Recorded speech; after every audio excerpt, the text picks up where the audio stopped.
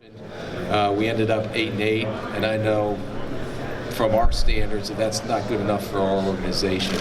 So we really spent the last 3 or 4 weeks meeting with the scouts and the coaches, analyzing everything we do. We've met together already as a group on our team, on the potential free agents coming up, and on the draft. So we have a pretty good sense of what we need to do to try to improve our ball club from where we were last year, and we're looking forward to getting started.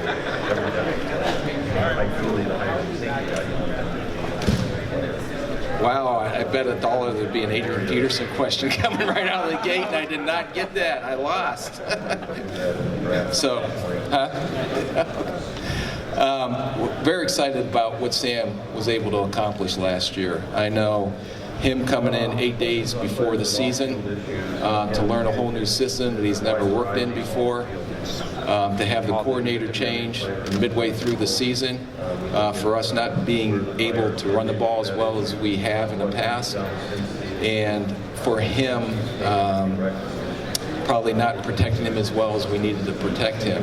But all that stuff thrown his way, he played a full 16 games. There's no question about his toughness. There's no question about his intelligence. And I think he established himself with our players on how he played, that he can lead this organization.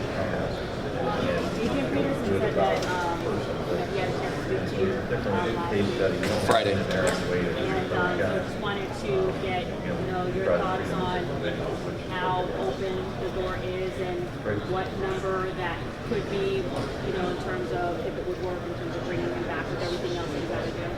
Yeah, I talked to Adrian. I was very specific with him. I was there when we drafted Adrian, so and I talked to his representative as well, and I believe in just putting everything up front and on the table.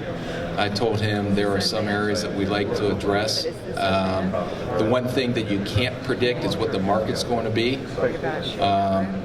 Usually you have expectations coming into this market when we get into the negotiating window with other free agents next week when we get back in town.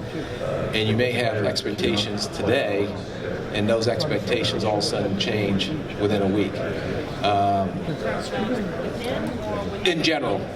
So, if we go specifically after some specific positions in free agency, and we're planning to spend X amount of dollars, and all of a sudden those dollars increase because the amount of cap space teams have, then we have to adjust our game plan. So you have to be very flexible, and Adrian or any of our players that we want to try to sign back, I just, as upfront as I talk to all those guys, and I'll meet with all of them down here over the next couple of days, is I don't know, because I don't know how all the pieces are going to fit in place from a financial standpoint.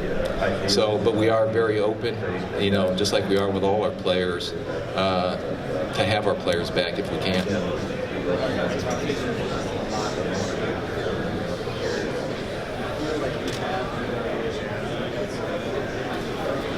I think the players value from our corners. Right. Yeah, and part of the thing that you try to anticipate, just like right now, as we kept planned and we game planned to fill our needs for this year, I know what's looming in 2018 because we have a lot of significant players coming up that year.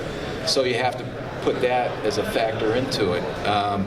So, for example, I know Terrence Newman and Captain Mundlin are both up. I know Xavier is the next probably big contract that we're going to have to try to address if we can. But we drafted Trey Waynes, who we are very excited about the progress he's made his second year. And even last year when we drafted Mackenzie Alexander in the second round, even though he did not have a significant role this year, we had 4 pretty good corners in front of him. But knowing what's coming up and who we can and can't keep, you don't know that, but you want to make sure that you're protected. So if we do lose some of these guys to free agency, that we have some young guys that our coaches have been able to work with all last year that have developed and are ready to step in. I have no idea. Again, you walk into this thing, and every year you say, well, you look at the current contracts on maybe the top 10 players at the position, and all of a sudden the market changes because teams